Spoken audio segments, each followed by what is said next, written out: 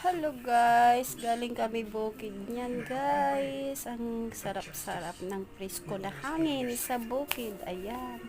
Ang sarap-sarap ng ganda-ganda ng mga tanawin guys. Talagang maaliwalas.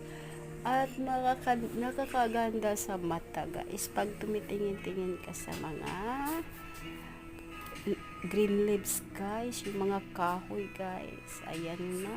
Papunta kami niyan sa Tagol Lake Lands guys sa Taguluan kasi nagugutom na ako guys. Ayan na. Talaga naman umabot pa hanggang gabi.